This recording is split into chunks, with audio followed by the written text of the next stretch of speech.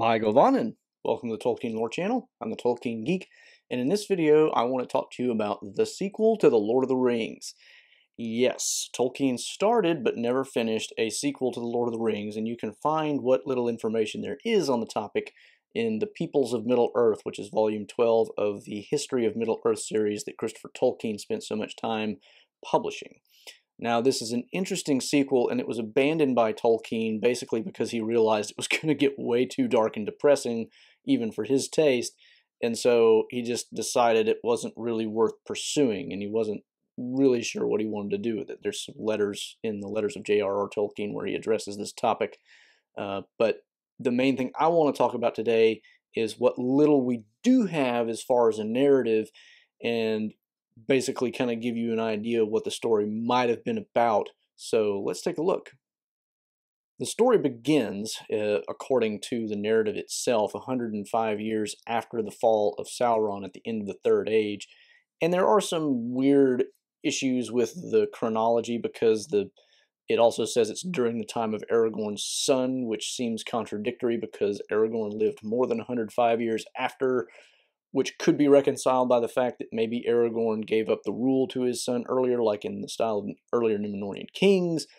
Christopher Tolkien goes into some of these issues in the notes on the text, but that's really not what I want to focus on here. But it's interesting to note that these are the kinds of things that early drafts of Tolkien's works typically ended up doing. He always came back and had to fix things, or explain them anyway. But this story happens 105 years after, and our protagonist appears to be the youngest son of Aragorn, who, if you've read The Lord of the Rings or seen some of my videos on the topic and not just seen the movies, you will know is the guard at Minas Tirith who helps Peregrine or Pippin learn his duties after he pledges his fealty to Denethor. And the character's name is Borlas, and it starts basically in the middle of a conversation that he is having.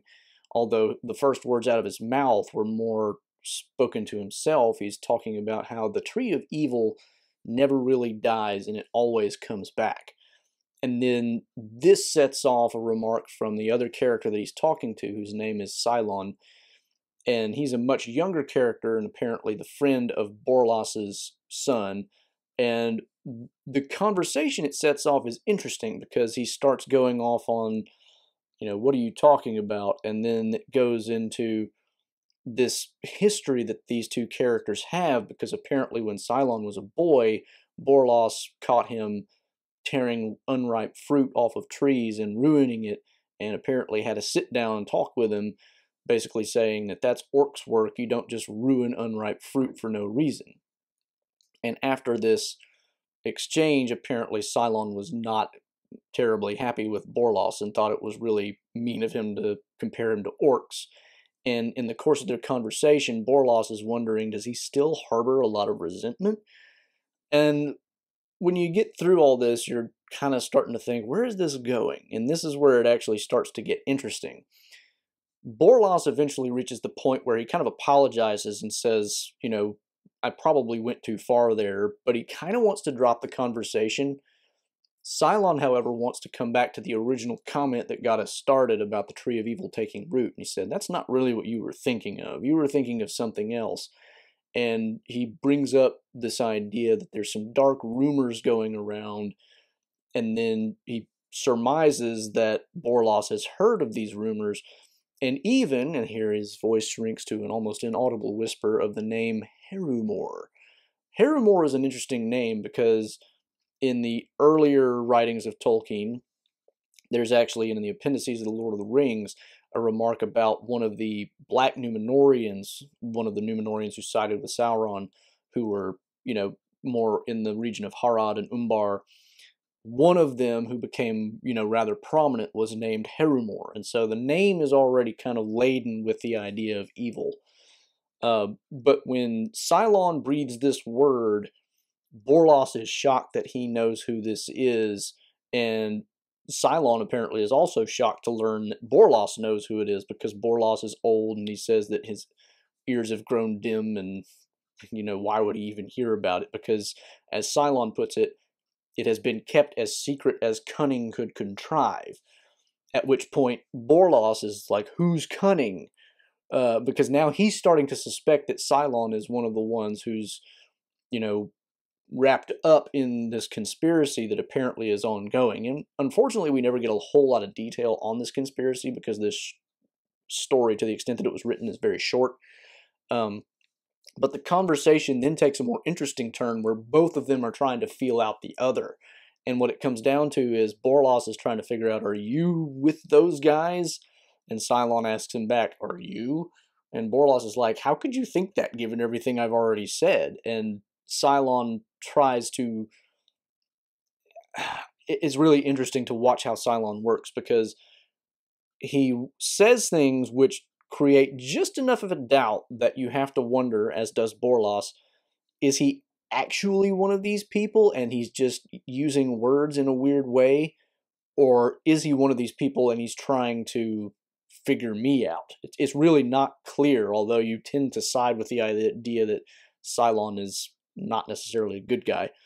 And certainly Borlos doesn't think that. He has his suspicions for sure.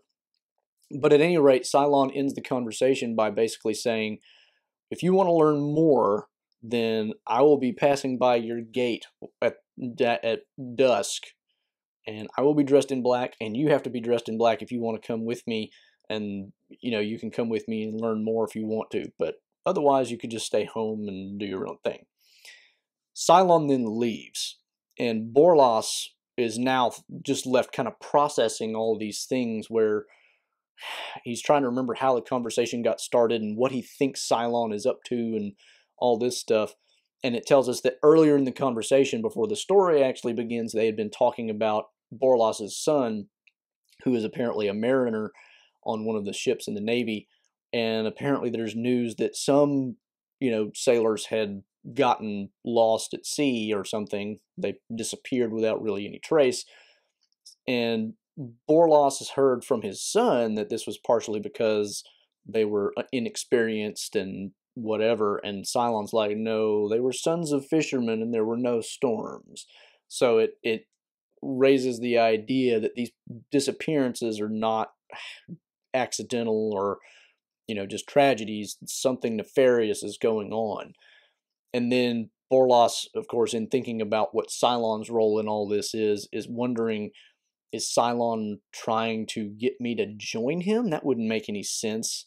I'm too old to be any use even if he could, and he certainly knows I'm not going to.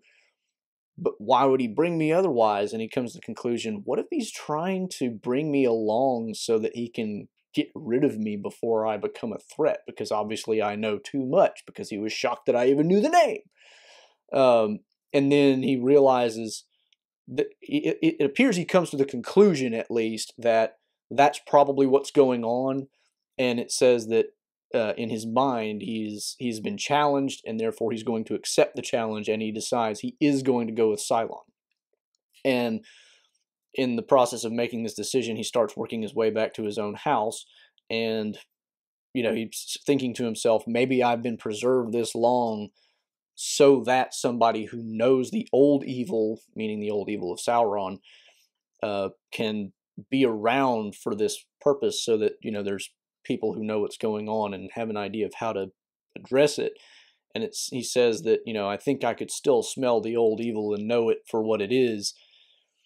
And then he actually starts to walk in his door, and it describes the fact that the house is unnaturally silent. It doesn't sound like its normal state at the evening. And it says that as he stands there in the doorway, he, as if it comes from within rather than from outside, he does smell the old evil and recognize it for what it is. And there the story stops. That's horrible, because it's right when it's starting to get the most interesting, as so many things that Tolkien never finished did. But that's pretty much where the story leaves us. Is there somebody in his house waiting to ambush him? Is he just recognizing what happened in something in the conversation that Cylon happened, and it has nothing to do with what's in his house? It's really not clear, but it would have been fascinating to see what Borlos would have discovered had he met with Cylon and gone with him to wherever he was going, presumably a meeting of some conspirators or other. But it's just, it's really only a few pages in the book that we get this story. But unfortunately, there is apparently no other trace of any other writing done on this story, and that's all we get. But it's certainly very interesting, and it's one of the interesting things about it, actually, is the fact that Tolkien's narrative style in this story seems to be a very, very different one than The Hobbit and The Lord of the Rings. And so you can kind of see why I put it down. It doesn't look like, fantasy or fairy story or any of epic myth or anything like that. It looks like it's going to be a very political, conspiratorial story. And that's not really what we usually see from Tolkien. It doesn't really fit his narrative style. So it never comes to completion and we never get to see it. But it would have been interesting to see how he would have done a story like that, because it's clear that's the direction it's going. But unfortunately, we don't. And that is all I have to give you, because that is all there is. If you want to pick up the actual story, as I said, you can get The Peoples of Middle-earth and read it for yourself. It's towards the very end of the book, and Christopher Tolkien gives some introductory remarks, and of course you can get a lot more of the fleshed out detail, and it's really interesting actually to see how the conversation between the two main characters goes. Tolkien is really good at writing this kind of conversation.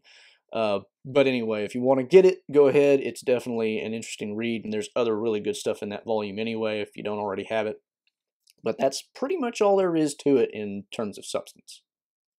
So, hope you enjoyed that video. Hope it didn't tantalize you too much, because that's probably really frustrating if it did, since there's really nothing else to learn about this story that Tolkien never finished. But it's interesting to see the sorts of things that Tolkien could have written, might have written, but just never did. So, if you did enjoy the video, please do give it a like and share it around. You can follow me on Twitter at JRR Lore if you want to get some occasional Tolkien trivia questions. You can, of course, subscribe to the channel here. Don't forget to click that bell icon. You can support the channel here, and you can find 2 of my previous videos here. Until next time, I'm the Tolkien Geek, signing out for the Tolkien Lore channel. Namaste.